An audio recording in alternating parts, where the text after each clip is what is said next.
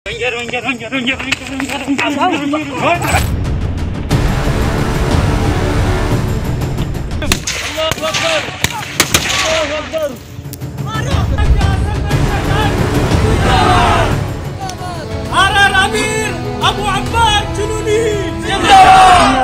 दुनिया इंसान रखते तोरा डॉक्टर दिबलो रोहिंगा खबर पूरा अवेलेबल लगमे देते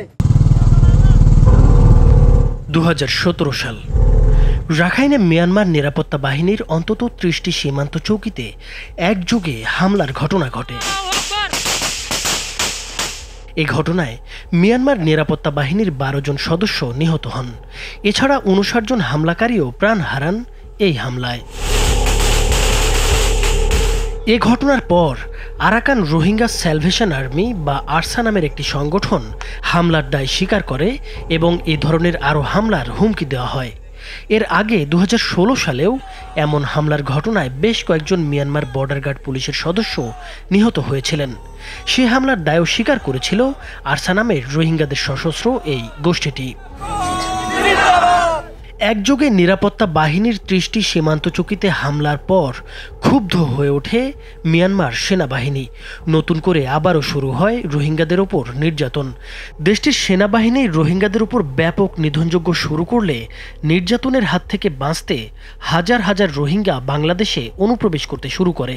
বর্তমানে বাংলাদেশে আশ্রিত রোহিঙ্গাদের ক্যাম্প বিশ্বের সবচেয়ে বড় শরণার্থী শিবির। এখানে অত্যন্ত মানবেতর জীবনযাপন করে অন্তত 13 লাখ রোহিঙ্গা জনগোষ্ঠী। রোহিঙ্গাদের সশস্ত্র এই গোষ্ঠীটির বিরুদ্ধে আরও অভিযোগ রয়েছে। কক্সবাজারের রোহিঙ্গা আশ্রয় শিবিরে হত্যা, অপহরণ সহ বিভিন্ন অপরাধে আরসার সদস্যরা জড়িত বলে এখানকার আইন শৃঙ্খলা রক্ষাকারী বাহিনীর পক্ষ থেকে বিভিন্ন সময়ে বলা হয়েছে। পুলিশ, র্যাব ও রোহিঙ্গা নেতাদের দেওয়া তথ্য মতে গত 7.5 বছরে আশ্রয় শিবিরগুলোতে খুন হয়েছেন 252 জন রোহিঙ্গা। অধিকাংশ খুনের ঘটনায় আরসার সম্পৃক্ততা পাওয়া যায়। 2022 সালে বান্দরবানের সীমান্ত এলাকায় মাদক বিরোধী অভিযানের সময় সন্ত্রাসীদের গুলিতে নিহত হন বাংলাদেশের ডিজিএফআইয়ের কর্মকর্তা স্কোয়াড্রন লিডার রিজওয়ান রুশদি। ওই ঘটনায়ও আরসার সদস্যরা জড়িত বলে অভিযোগ পাওয়া গেছে। I am a Rohingya from Bangladesh refugee camp.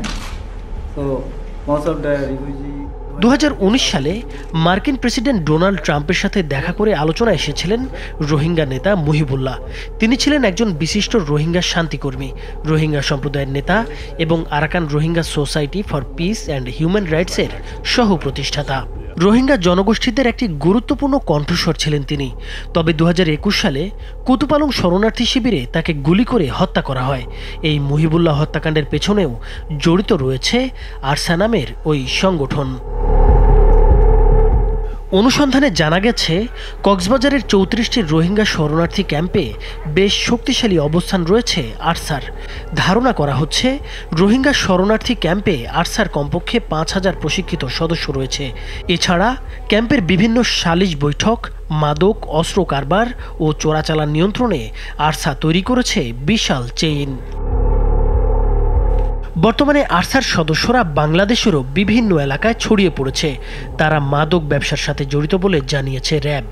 মাদকের টাকায় তারা অস্ত্র কিনে থাকে। তাদের দৌরাত্মে দেশের আইন শৃঙ্খলা পরিস্থিতি আরও খারাপ হতে পারে বলে আশঙ্কা রয়েছে। গত 18 মার্চ আরসা প্রধান আতাউল্লাহ আবু আম্মার জুনুনি সহ মোট 10 জনকে গ্রেপ্তার করেছে র্যাব। বর্তমানে রিমান্ডে রয়েছেন তারা। তাদের গ্রেপ্তার করার খবরে কক্সবাজারের আশ্রয় শিবিরের রোহিঙ্গারা স্বস্তি প্রকাশ করেছেন। ওই খবর শোনার পর সেদিন রাতে তারা উল্লাস প্রকাশ করেন। এমনকি তারাবির নামাজ শেষে আশ্রয় শিবিরের বিভিন্ন মসজিদে শুকরিয়া আদায় করেন রোহিঙ্গারা। আরসার জন্ম হয়েছিল 2015 সালে রোহিঙ্গা মুসলিমদের দীর্ঘদিনের নিপীড়ন ও অধিকার বঞ্চনার প্রতিক্রিয়া হিসেবে।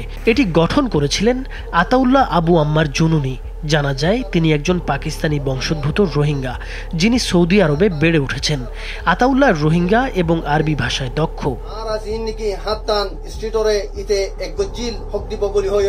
আরসা প্রতিষ্ঠার মূল লক্ষ্য ছিল মিয়ানমারের নিরাপত্তা বাহিনীর বিরুদ্ধে সশস্ত্র প্রতিরোধ গড়ে তোলা এবং রোহিঙ্গাদের জন্য ন্যায় বিচার ও মুক্তি অর্জন করা।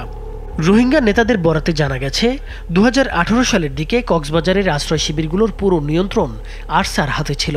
সে সময় সাধারণ রোহিঙ্গারাও বিভিন্নভাবে আরসাকে সহযোগিতা করত, কিন্তু মহিবুল্লাহর হত্যাকাণ্ডে আরসার জড়িত থাকার অভিযোগ ওঠার পর সংগঠনটি বিপাকে পড়ে। সম্প্রতি আরসা রাখাইন আর্মির সদস্যদের উপর হামলা চালিয়েছে বলেও খবর পাওয়া গেছে। এছাড়া অস্ত্র ও মাদক ব্যবসার জেরে সাধারণ রোহিঙ্গাদের মধ্যে আরসার প্রতি সমর্থন কমতে শুরু করে। ফলে আশ্রয় শিবিরে নিজেদের আধিপত্য ধরে রাখতে আরসা নানা কৌশল অবলম্বন করার চেষ্টা চালিয়ে যাচ্ছিল। তবে আরসার প্রধান আতাউল্লাহ গ্রেপ্তার হলেও সংগঠনটির কার্যক্রমে তেমন প্রভাব পড়েনি বলে জানা যাচ্ছে। 34টি রোহিঙ্গা শিবিরে আরসার আধিপত্য আগের মতোই রয়েছে। নতুন নেতা হিসেবে ওস্তাদ খালেদ দায়িত্ব নিয়ে আরাকান ও শিবিরে অবস্থান ধরে রাখার ইঙ্গিত দিয়েছেন। নিরাপত্তা বিশ্লেষকরা বলছেন, আরসা একক ব্যক্তির ওপর নির্ভরশীল নয়। আতাউল্লাহ গ্রেপ্তার হলেও এর কার্যক্রম বন্ধ হবে না। এটি থামাতে অর্থায়ন ও রিক্রুট সিস্টেম ধ্বংস এবং সক্রিয় সদস্যদের গ্রেপ্তার করতে হবে। ওস্তাদ খালেদ এক বিবৃতিতে বলেন, আতাউল্লাহ হাজারো বাঘ তৈরি করে গেছেন, তারা ময়দানে রয়েছে, আমরা আগের মতোই কাজ চালিয়ে যাব। আল্লাহ তাআলার হুকুমত দ্বারা আল্লাহ তাআলা টিকে রেখে আশুজন দ্বারা টিকে রেখে আলহামদুলিল্লাহ। অনুসন্ধানে জানা গেছে শিবিরে আরসার প্রায় 5000 প্রশিক্ষিত সদস্য রয়েছে। এছাড়া সালিশ, মাদক ও অস্ত্র কারবারে তাদের শক্তিশালী নেটওয়ার্কও রয়েছে। আতাউল্লাহর পর ওস্তাদ খালেদের নেতৃত্বে শীর্ষ নেতারা গুরুত্বপূর্ণ দায়িত্বে রয়েছেন। রোহিঙ্গা নেতারা জানান, সক্রিয় সদস্যদের গ্রেপ্তার ও অস্ত্র উদ্ধার না হলে আরসার শক্তি অটুট থাকবে। বলকে ওনারা আল্লাহ তাআলার বেশা বেশি শুকরিয়া করিবা আর দোয়া করিবা। নাইমুর হোসেন, মাছরাঙা টেলিভিশন। করিম সাল্লাল্লাহু আলাইহি ওয়াসাল্লাম।